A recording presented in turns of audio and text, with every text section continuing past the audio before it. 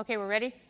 Okay, we're going to talk about my favorite hate topic, which is internal parasites. And as I give this talk, I'm regressing because I haven't dewormed a goat since 1994.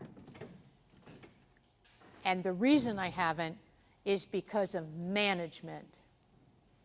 You notice how the word management is spelled? It says, as man gets older, he realized what he meant to do. So when I got the kick in the butt, as I'm getting more mature, I eventually figured it out. But if you look at this picture, this goat's kind of looking at us. There's not too much here to eat. But look where all her buddies are. All of her buddies are up in this, I call it trash, because to me, trash is all different kinds of forbs, brush, young growing trees. It's all the stuff goats love to eat.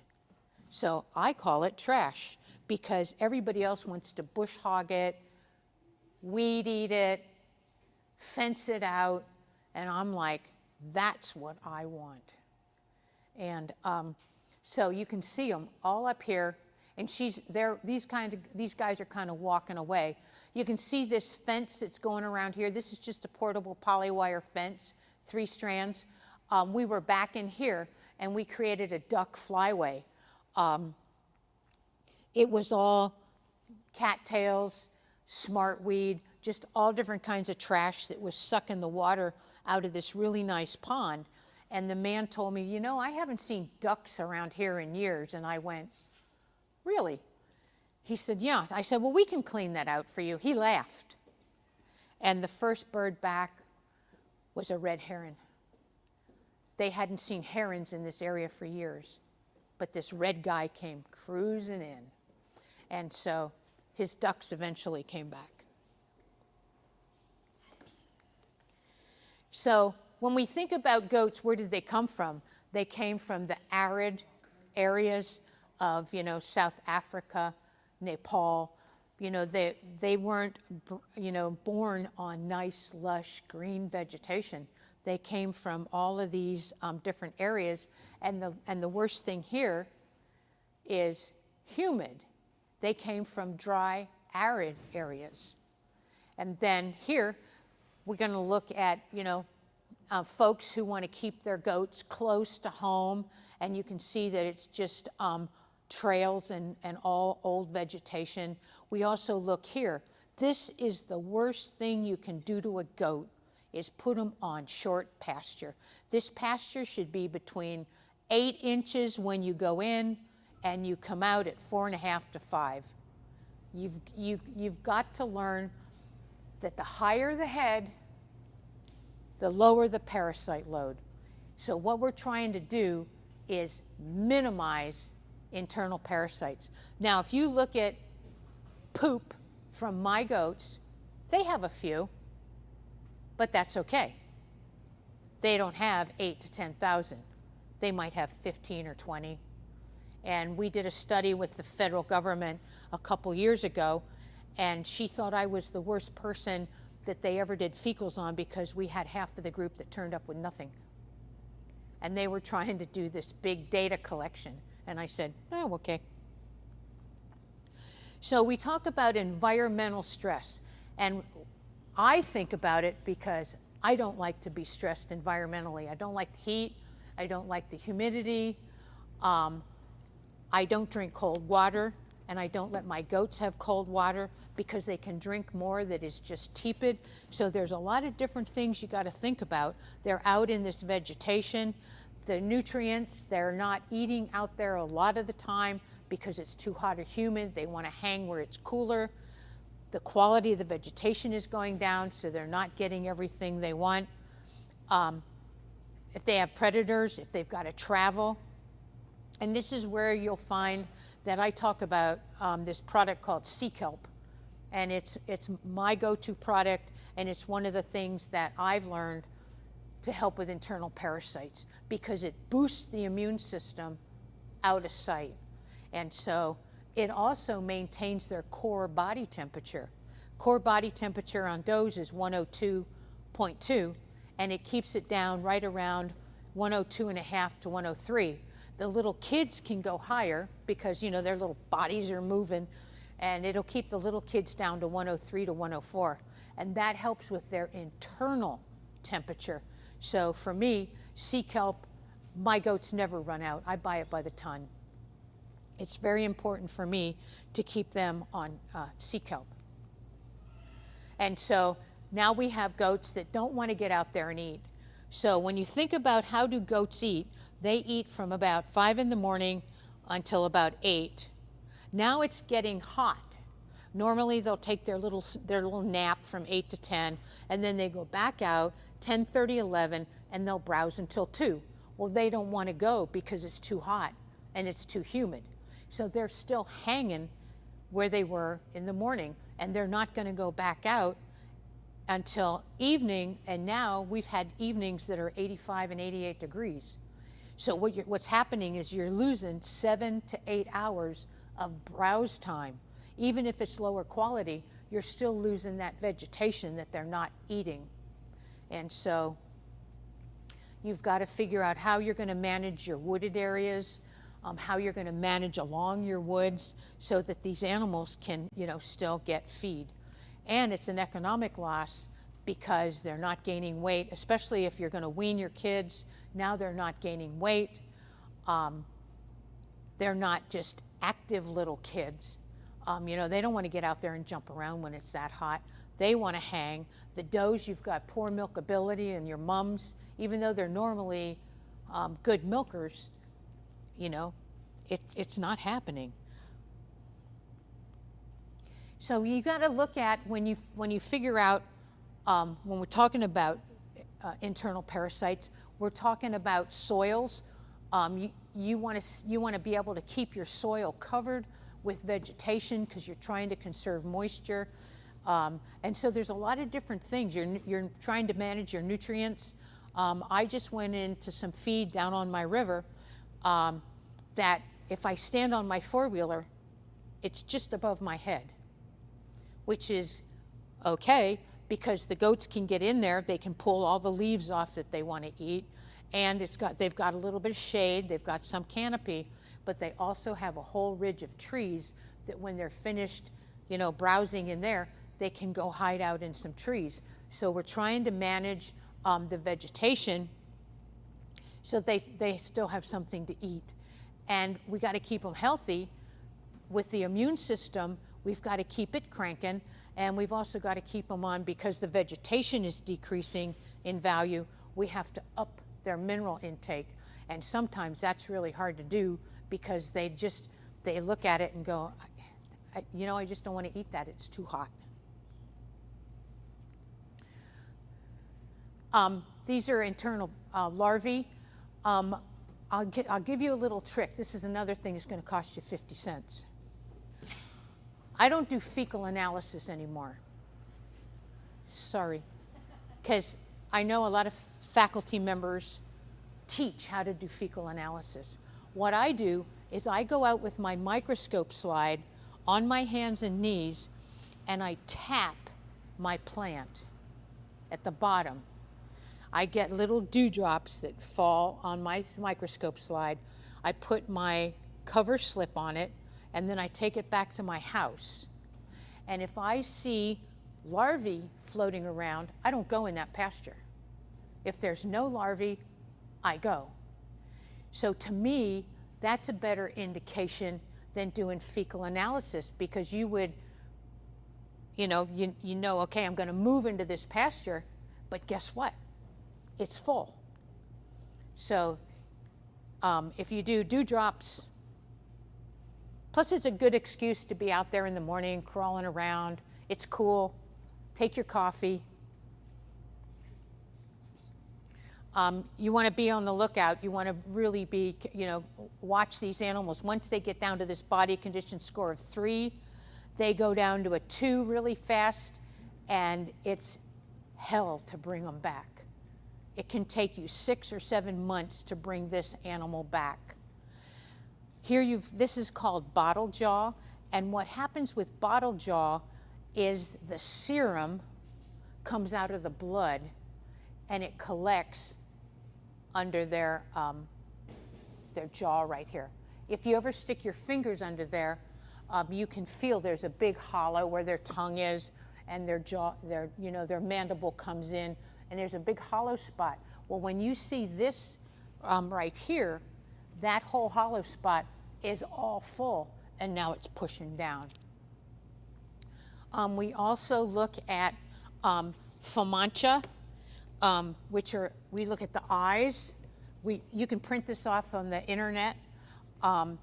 We want to see really nice red eyes so that when you open them, I was looking at my eyes one time when I first started doing this. I thought, man, I got parasites. My eyes are white. But you just you want to make sure that they're really nice and red. And remember I was telling you about the third eyelid? This is the third eyelid right here. So if you just put your Q-tip back here, that's got saline on it, and push on that eye, this third eyelid comes over and you can clean it out. So, because most people will think they have pink eye, but you don't have pink eye, you just got dirty eyes.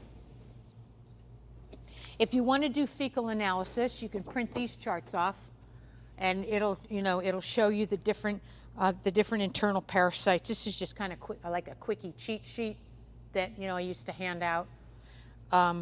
If you really want to get into identification, you're going to use a book by Dr. Schloss. She's out of Iowa State University. And then we have body condition scores.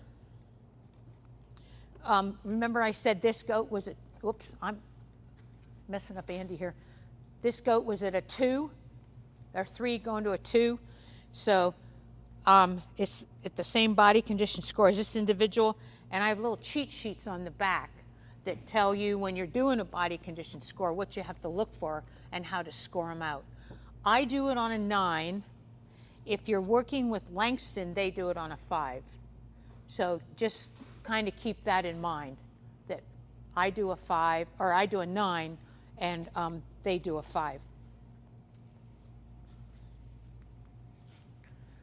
So the worst one is Homunculus contortus. That's the worst. But you will also find in our area, we have trichostrongyles, we have ostertagii, and another one that's popped up on one of the farms that I help is Couperii. They're just, it's happening. So you just kind of have to think about, immunity is even slower in goats than it is in sheep. And the worst time for them to really get parasitic is like right after kidding, or having lambs, because their bodies are just pulled down. But that's the other thing I like about sea kelp is, for example, goats don't have a high milk capacity.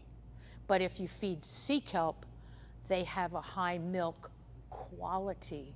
And that's what you want, is the quality of the milk. You don't have to have a lot of it, but it's got to be really good.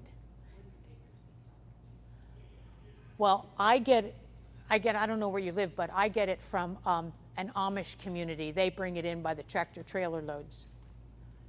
But there's also other places you can get sea kelp. You can buy it for Trail, Seven Springs.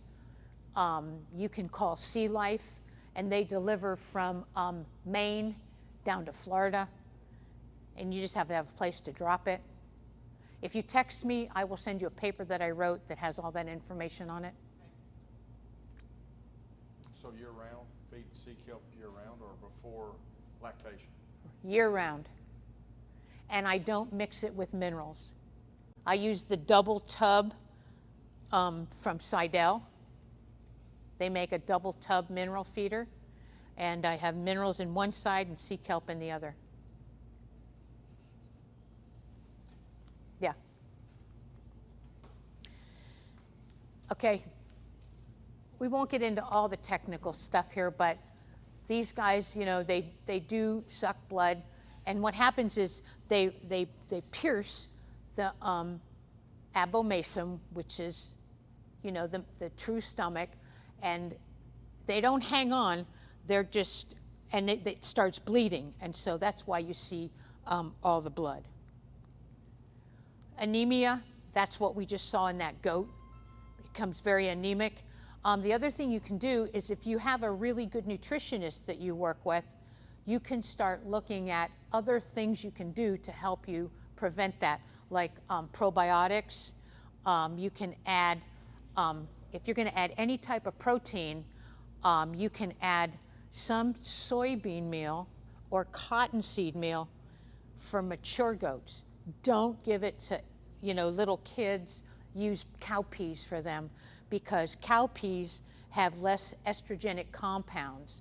They only have 7 micrograms per milligram, and sea kelp or soybean meal and cottonseed meal have between 17,000 and 35,000 micrograms per milligram. So you don't want them to get real high estrogen levels. You want to keep them balanced out so that they don't grow really fast, mature, sexually very fast. That's another one I finally figured out. Okay, here's, looking at the eye. I do the bottom of the eye. I do the top of the eye. I do it real fast. I do eyes, gums, and bums. Most people won't do that. But when you look at the gums, maybe I have a gum here. I got a gum here. When you push right here with your thumb, there's a little indent there. You want to push there with your thumb as hard as you can push. And then when you take your thumb off, you want it to be red again. You don't want it to just take its time to come back. You want it to happen real fast. And when you look at their bums on the females, you want to roll the vulva inside out. And the vulva should be the same color as the gums and the eyes. That's me. Most people just do eyes. Sorry, you're learning all my bad habits.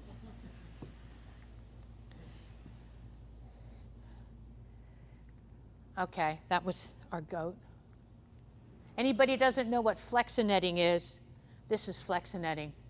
It's like field wire, and it's hot.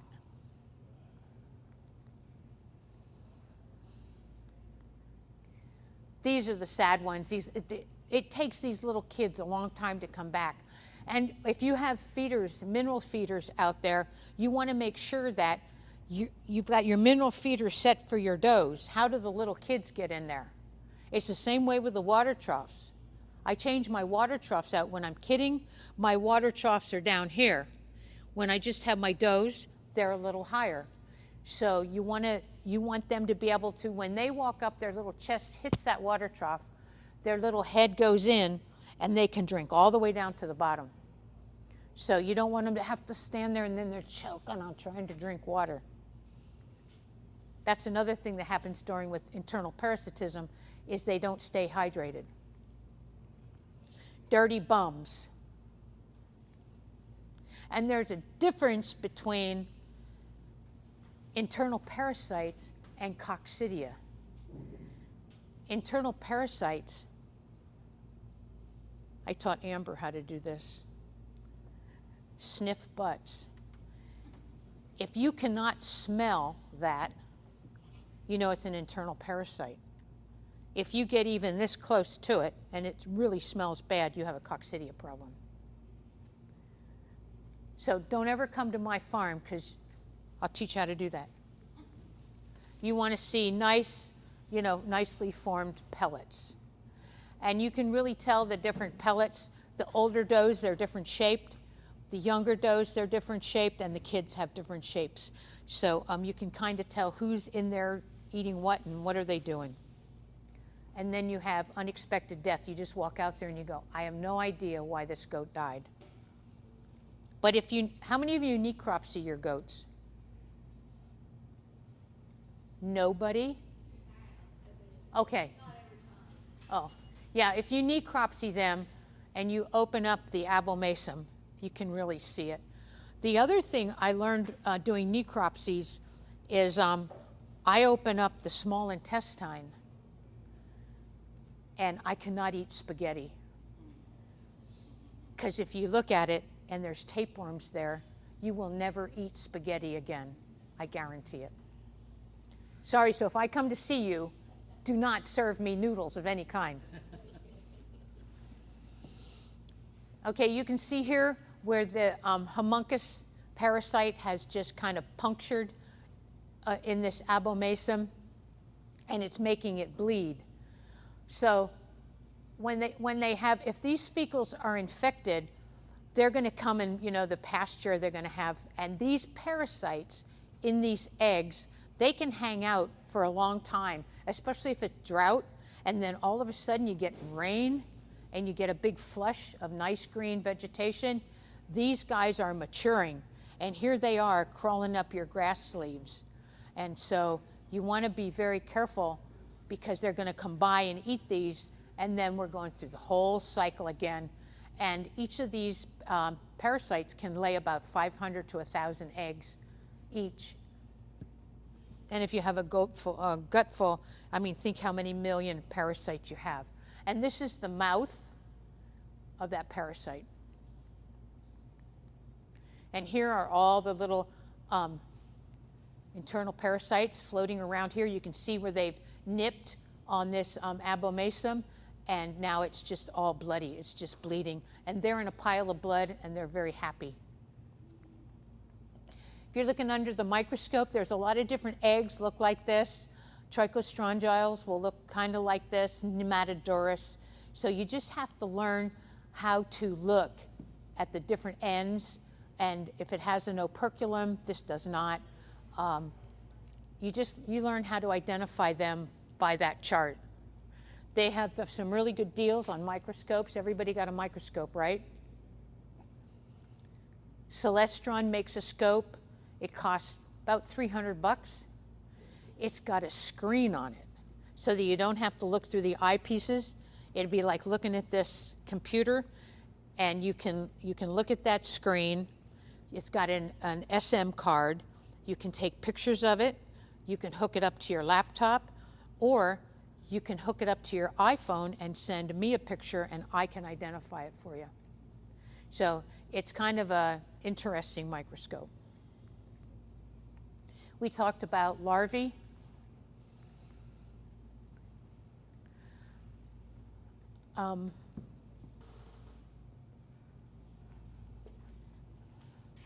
This is another trick that's going to cost you a few bucks.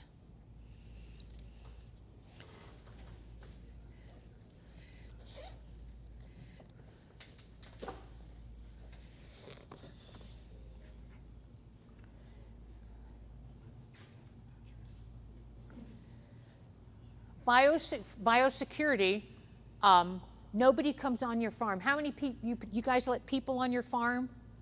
They have to wash their feet. They got to wear booties. They can't touch anything. They have to stay away from your animals. So you have to have we want to have a biosecure farm. We talked about doing fecal egg counts for mancha, and then this is one that I do called packed cell volume. Normally, they want you to have a centrifuge to spin it down, but I think poverty is the mother of creativity.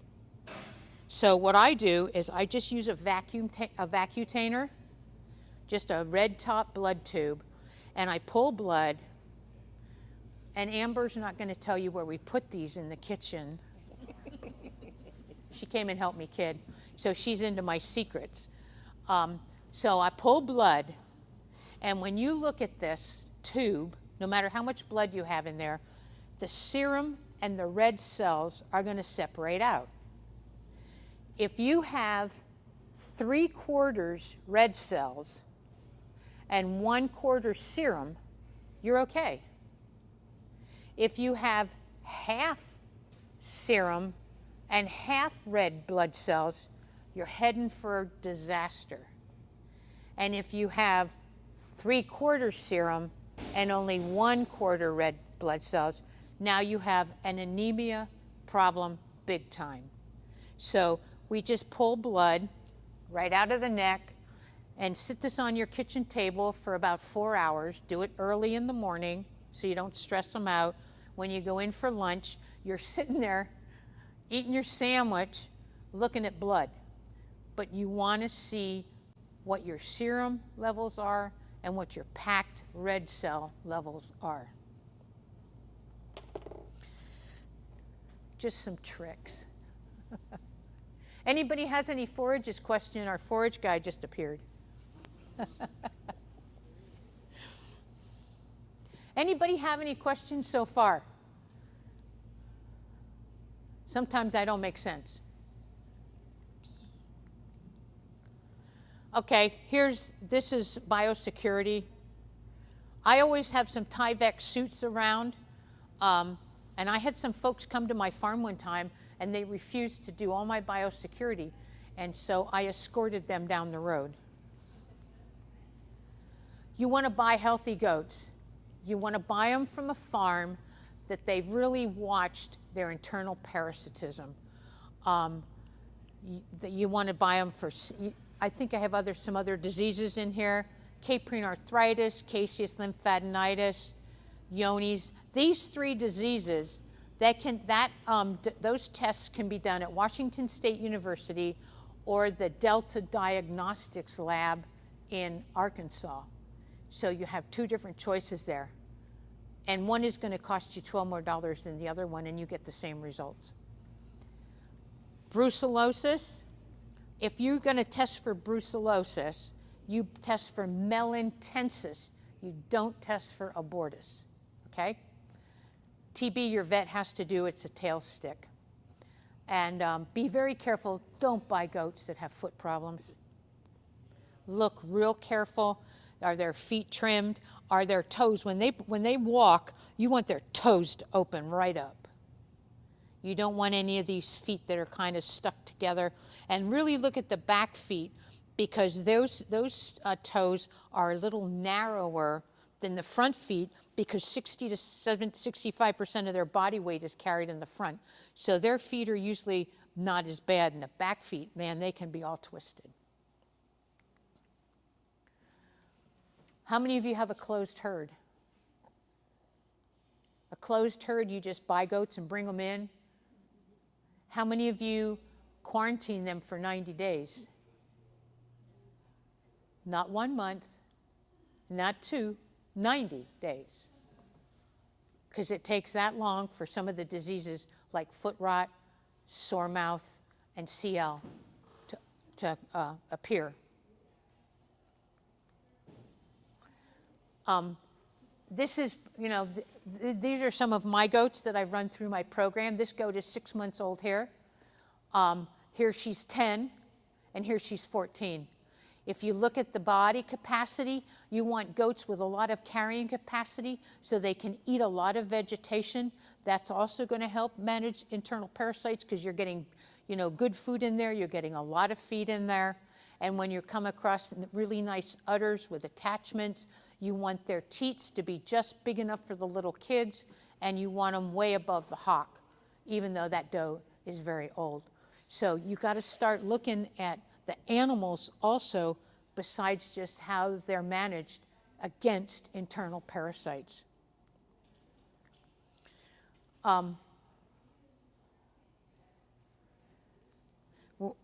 Fecal egg counts, we're not going to get into that.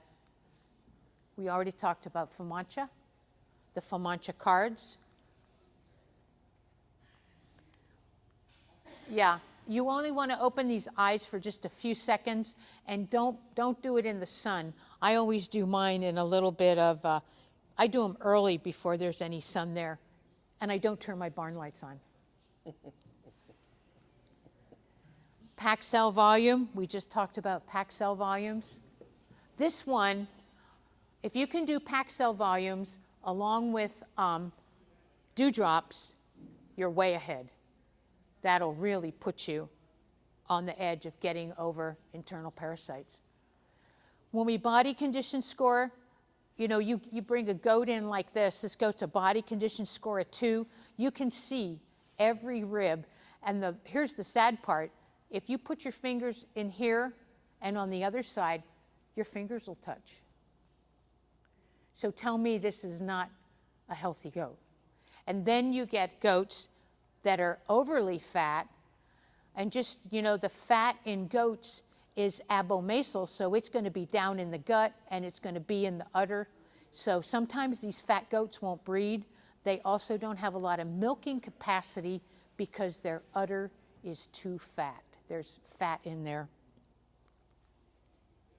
Coccidia, this is probably real prevalent in little kids up through 6 or 7 months of age.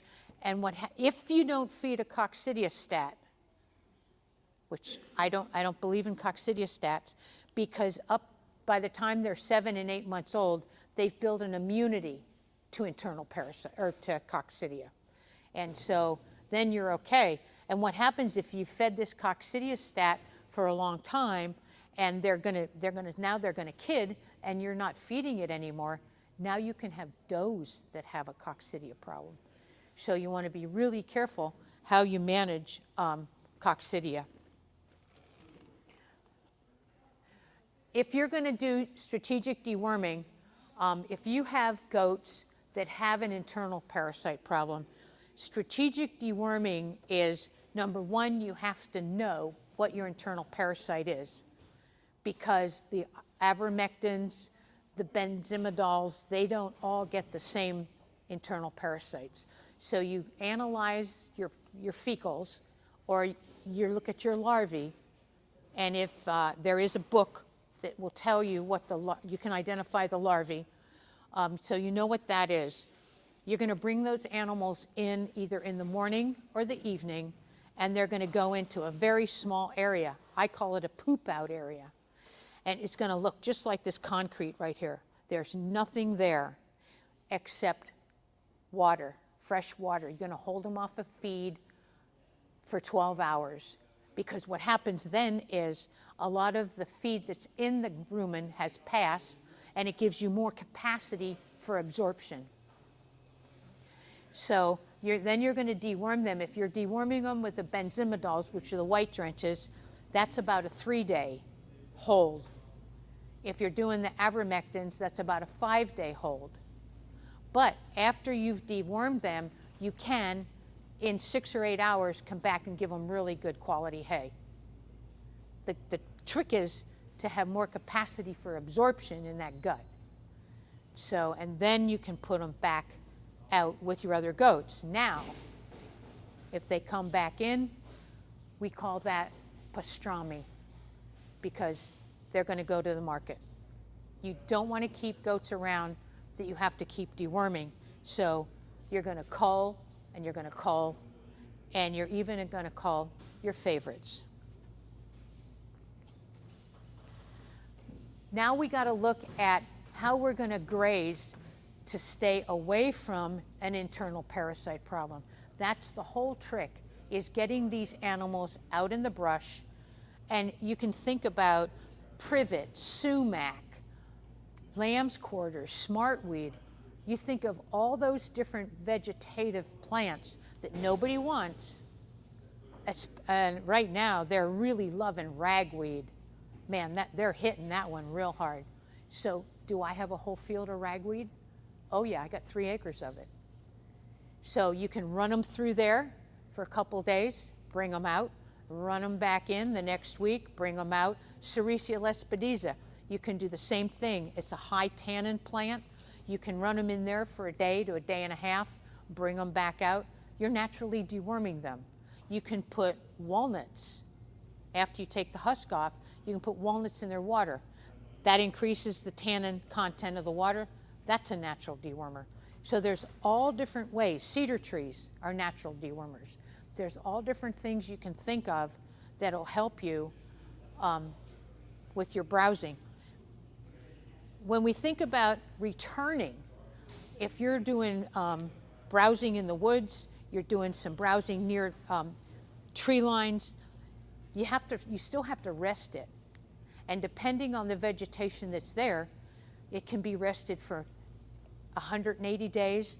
Sometimes you've gone through a woods and you're going to have to rest it for a year. Some of it you won't go back for a year and a half. How many animals do you have to put in there? How are you going to manage those animals? Do they have to be split in different groups because you don't have enough vegetation for them?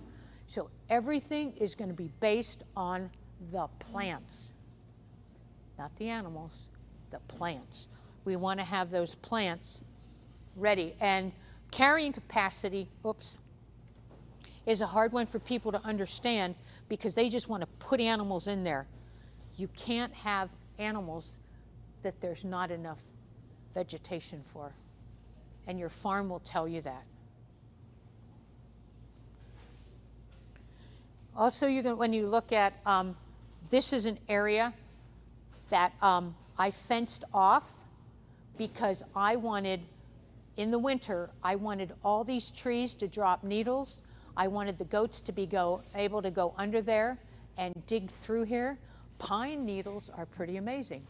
They're a natural dewormer too. So you just manage for everything that you can think of that's a natural dewormer. And then always have your minerals and your sea kelp. Do you all feed a really good mineral?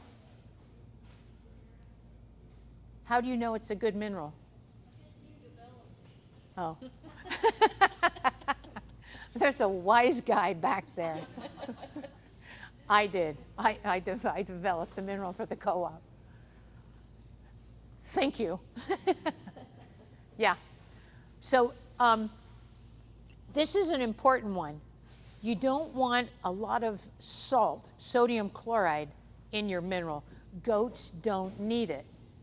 But in this, like right now where it's so humid and we have a real tick problem, you have two options. They do make a sulfur block that's got sulfur compressed in it that you can hang in a tree, or you can take sulfur and feed it loose on top of your mineral because it helps with ticks. So if you're feeding sulfur, or you can put it in a baby powder thing and then sprinkle it on them. Does sulfur come in a bag? Does it come as copper sulfate, or is it a different? It's organic sulfur from a pharmacy. Okay. Yeah, sorry. Go to your local pharmacy to get organic sulfur. Thanks for that one. Yes? Can you feed too much sulfur and block thymine production in the rumen? Pardon? Can you feed too much sulfur and block thymine production in the rumen? Yes. How do you know where your balance is? Your balance is going to be, if you have a 25-pound bag of minerals, you're going to put in a 1/4 cup of organic sulfur in a 25-pound bag of minerals.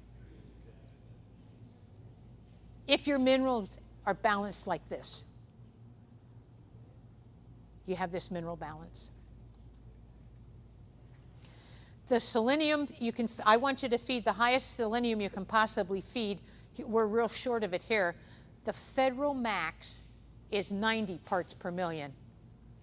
So I just say don't go any higher than 80 and stay out of trouble.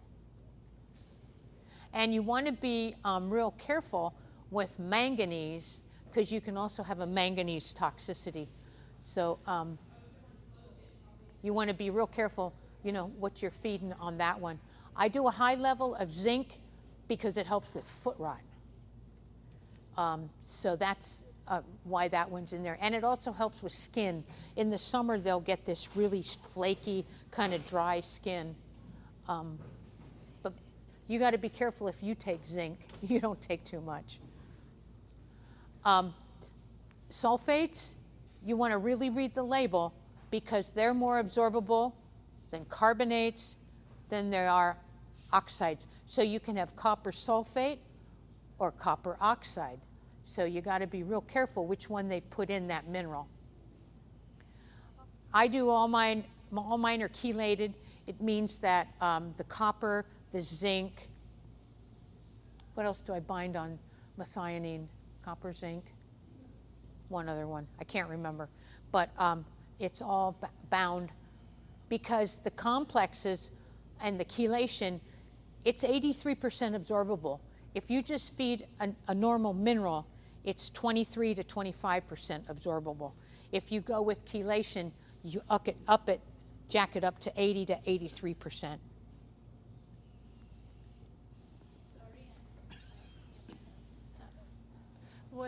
When you compare your formula for minerals to another commercial mineral for goats, which would you recommend from on the commercial side for us to use if we cannot have yours?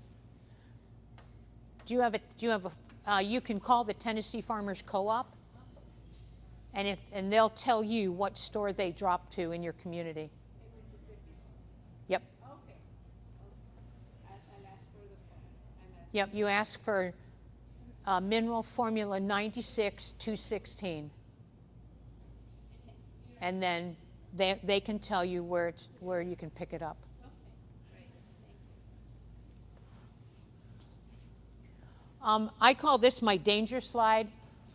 When we're looking at our pastures, our different brush, and the maturity, we have to know also the energy source, and we have to know where our does are. Are they lactating? Do we have little weanlings? Where are we? And if we have this is the danger zone, and here's another danger zone, you're going to have to do some type of supplementing. Now, for me, a supplementation is rose bushes, blackberries, sumac right now is really out, dogwoods are out if you're short, buckbush, and that's another one that you can manage. You can have a whole pasture of buckbush, and if you manage it correctly, have you ever heard of bonsai? The Japanese people do bonsai, and that's how I do my buckbush. I want to keep it pruned really nice, keep it low, about 10 to 15 inches above the ground, and just have a whole field of it. And the more you can prune it and keep it lower, it'll keep growing, but it's more leafy, it puts on more leaves, and so you have a really nice bush. And that's where you can go, oops, when you have this problem. So you can go into the brush. If you have to feed hay, you want to keep it up off the ground. Please do not feed on the ground. Do they eat bamboo? Of course. River cane? Yes. Yep. It's kind of like a little kid picking out the cookies and ice cream. So this is your energy source, and here we just have some protein. If you're running goats, sheep, and cattle together, you need to know that the goats are going to eat a larger portion of your browse than the sheep and cattle are. I have a horse. His name is Huey. And I saw him the other day eating burdock along with a whole bunch of wean-offs. And I've decided that he has now decided he's a goat too.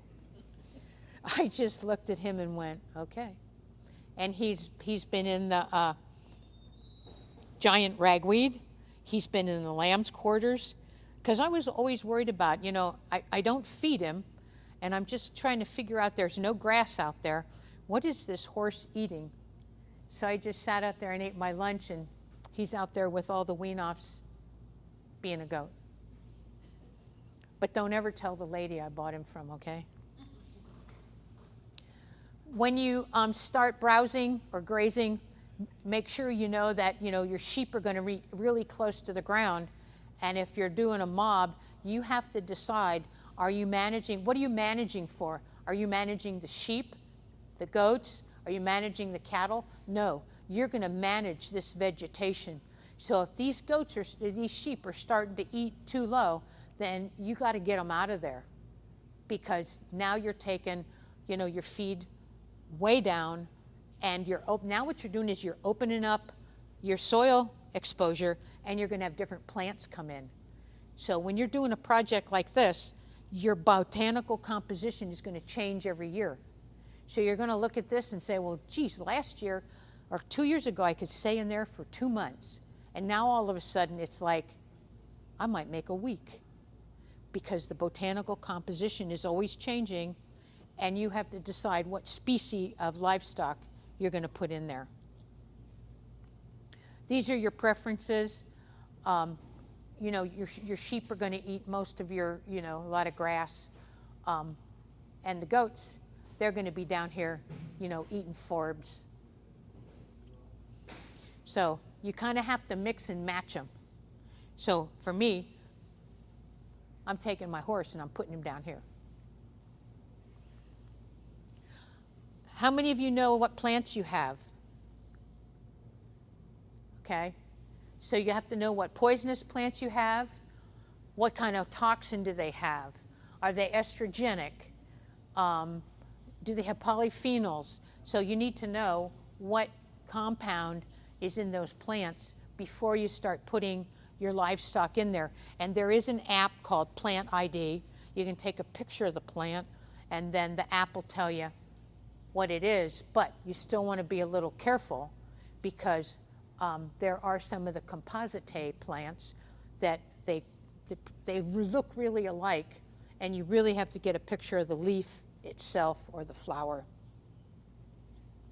The other thing with old farms, there's a lot of old cherry trees, and they're usually around the outside or they're in hedgerows. So you call your logger guy and you tell him, I will give you cherry wood. Please come and cut it down. Because as the leaves start dying, your little kids will, your goats will die from a cyanide poisoning. And that's not a nice one. Perilla mint, everybody's really scared of perilla mint, but if you have enough of other vegetation, then you don't have to worry about perilla mint. They'll avoid it. I just told you to never eat pasture down, but this one is a pasture in a woods. We talked about this. With some trees are removed. We don't have a big canopy up here, so we've got a lot of vegetation. This is all grass coming in. Now what I did here is I finished wean-offs that are going to the meat market in here. So you can see here's the tall vegetation. I had my flexinetting set up here and I grazed it all the way down to the ground. And here it is after it's grazed all the way down to the ground. And here it is starting to come back after the animals have gone and there's just a little bit of rain has come in. Now, I told you not to take it down this low. Why do you think I did this? I'm only there one time a year. One time a year. That's it, period. Sorry. So it depends on your stock, how long, what's my recovery time here? My recovery time is going to be at least 200 to almost 285 days. This is an area that I got into. My neighbor didn't want this browse because this is his hayfield, and I've always browsed over here and just taken the weeds out because he sells them to horse people, and they don't want weeds. But I really wanted to be in here. And so I told him, I said, okay, if I put a fence up, can I be in your bushes? And he said, yeah, sure, whatever. So here's what I ended up with. Now what's happening is I got to come back in here and eat all these weeds out, and he wants it back. Oh well. If you don't remember anything, just remember this slide. Always think of how a goat looks at a plant. And if they're just young green leaves and stems on these plants, they're really digestible. They're high in crude protein, but this is what you're looking for. The turnover rate. That's from the time they eat it until they poop it. So it's in their gut for 24 to 30 hours. Pretty fast on turnover. But come down here, To mature stuff, it's only 35% digestible compared to 70. It's only 4% crude protein. Now remember, it needs to be digestible protein, so it's even less. And it's in their gut for 72 hours. You think you can starve them to death? Heartbeat. So you have to be very careful how you go into vegetation you want to get out, if it's old and dead, and then come back out. Remember when I first showed you the slide? All the goats were eating all that dead vegetation at the top. I'm only going to leave them in there for 2 or 3 days, and then I've got another area that they're going into. So we kind of mix and match all the different areas we're going to go to. At the same time, we're staying away from internal parasites. Know the quality of your plants. When do you want to go on some of this vegetation? Right now, I'm hitting some goldenrod, and we're in August. The goldenrod, they like goldenrod after it flowers. They like ironweed before it flowers. So if you know your plants and when they really like it, then you can get in there and really utilize that vegetation. And you can get all these charts and graphs. You can make your own overlays from the Extension Service or the internet. These are just some of the values of the plants that we have. And it's like I drove to Georgia one time, and I was in Macon, Georgia. I don't know why I was there. And I'm looking around going, I could run 10,000 goats here on this kudzu. And the lady that was with me said, that's terrible stuff. Really? Whoops. Where did I go? Look at the crude protein on that stuff. Why would you want to get rid of kudzu? Beats the heck out of me. It's like yellow star thistle in California, even though it's their national flower. I call it their national flower. It's really high. Oh, I don't even have it on this chart. It's almost 21% crude protein. I used to finish off my meat kids going to a high-end restaurant in San Francisco on yellow star thistle. Did I have any internal parasites in the kids? No, because the yellow star thistle was at least knee-high, and we ate it down to where it was 6 inches. So that was another one where we could manage against internal parasites.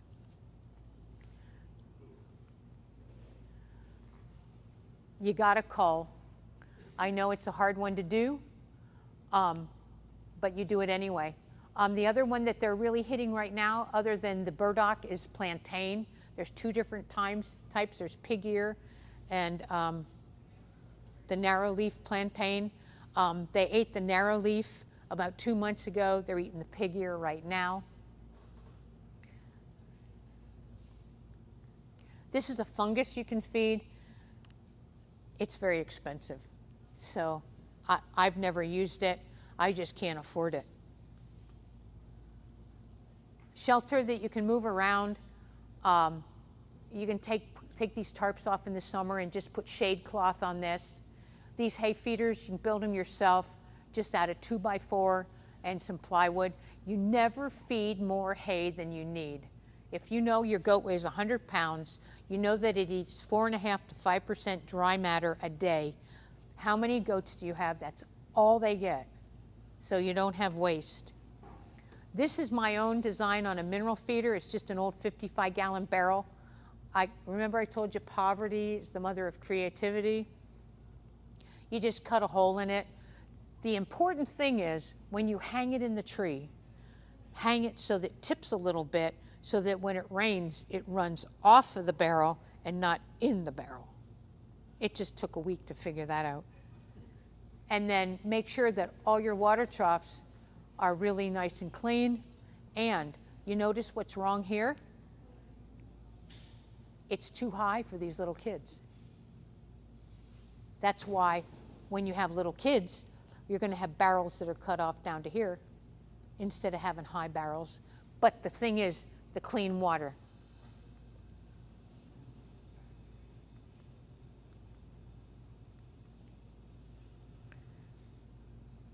So we've gone through all of this, the forages, the heights.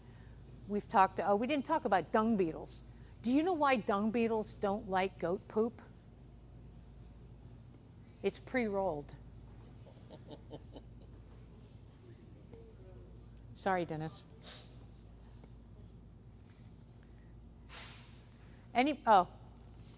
Anybody have any questions? Just remember, it's all man as he gets older, realize what he meant to do. On your kelp, what's your usage? Just a ballpark. It's about a quarter to a half an ounce a day, but like right now, they're really eating it. They're eating a lot. They're eating more than half an ounce a day, but it has to do with the humidity. And in the winter, sometimes they, I only put enough out every day or every other day so that there's just a little skiff left in the bottom. But I've been putting it out every day. They're just, yes. Considered we're in the southeast United States and it's a hot, humid climate, what do you think is the biggest challenge for goat producers, and why their operation may not succeed here in the southeast United States?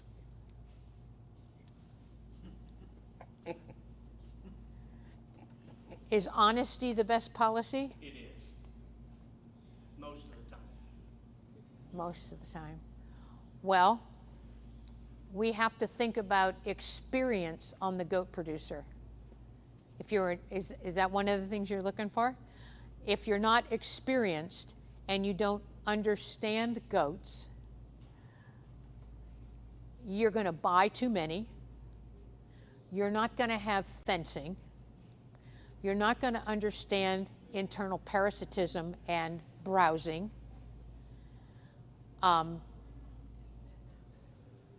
There's just a whole bunch of pieces that you've got to know it to put it. You got to put it all together. But I would say that a lot of people have too many goats. They don't cull. And they just eat down to the ground. They don't understand that you've got to grow that vegetation. And I've had some people that I've gone to visit as an extension agent and got very upset with me because I told them, if this is what you want to do, why don't you sell this farm and go move somewhere else? Your farm may not be for goats. I mean, I was watching your cows eating out here this morning. You're not going to put goats out there.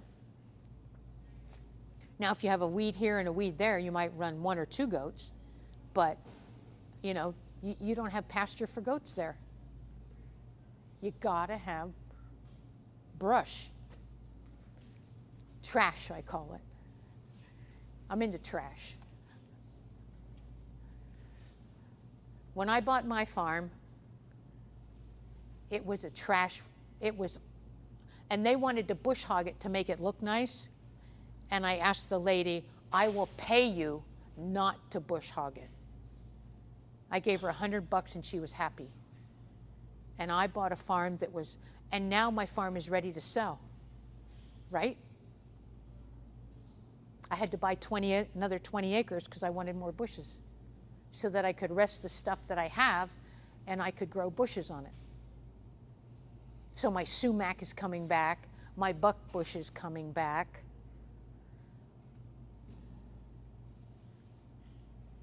And don't do it fast, Take your time when you've got brush because you want to manage it for goats.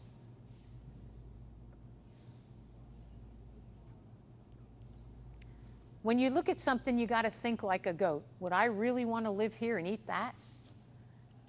And if you can say yes, then you're okay. I don't know, anybody want to add to that?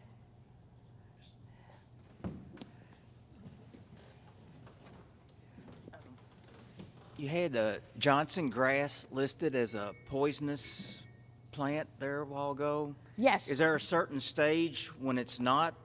Yes. Okay. You can eat it all year except if it gets a frost on it, you have to wait for 2 weeks before you can go back on it because it'll be high in nitrates. Or if it's been real dry and all of a sudden it starts growing, you have to wait at least 2 weeks before you can go on it. And I don't know where you live, but our soils lab, if you want to make hay out of it, you just take a hay sample in it and they'll tell you what the nitrate levels in it. It's got to be less than 15 parts per million.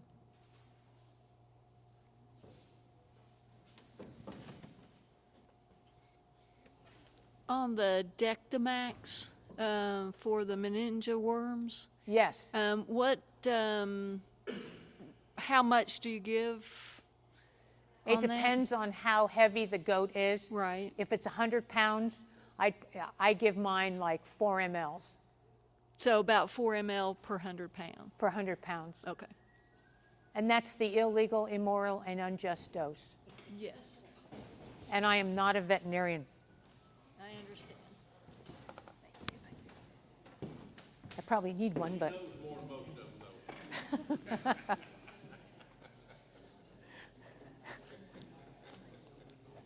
Well, I keep myself out of trouble. I'd agree with you on the problems. The challenges with goat producers is they don't have goat feed. Where goat feed is, nutrition is a major cost to producers, and they try to put a square peg in a round hole. So they don't have goat feed, and they run, and when they think they have goat feed in 2 months, they don't have goat feed because they've eaten themselves out of a job. So they're very, very quickly, they're out of goat feed is really, I think, the number one challenge. That comes then with parasitism, other issues with those goats, that they don't fit the environment anymore. Yeah. It's time to let them go. And another thing I noticed, if they have a lot of pasture and then they turn around and have foot rot, what's that stuff they put around ponds, that rock? You know, where they blow it out of the hill? No. Riprap.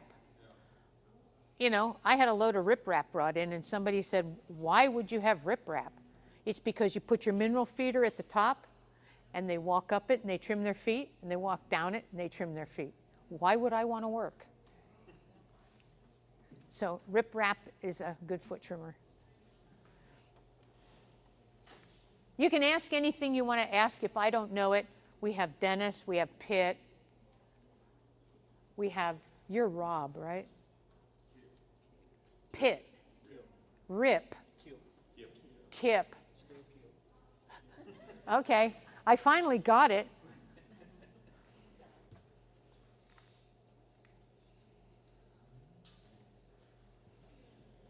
Nobody's going to ask another question?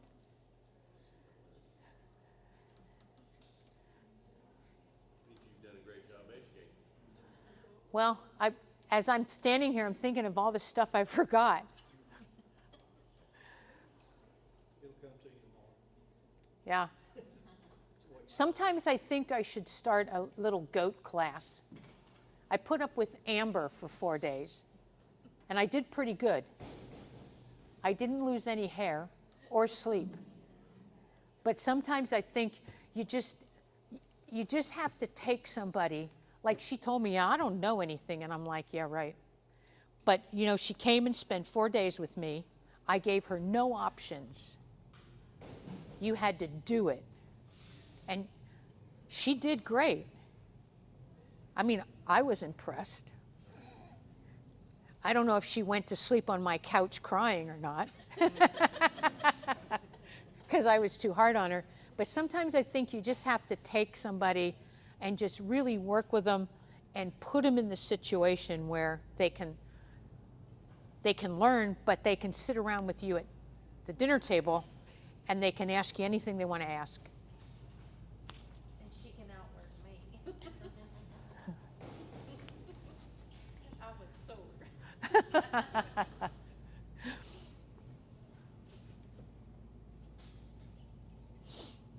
Maybe we'll have to start a goat short course. But didn't the Women, Land, and Livestock, wasn't that a great course? It was great. That's because Dennis put it together. He was the only man in the Women, Land, and Livestock short course. Allowed to teach. Yeah, and I called his sister. I said, should I bring a skirt? And she said, Dennis will be fine. We had a good chuckle on that one, but he was great. Well, if you don't have any more questions, you can go eat food.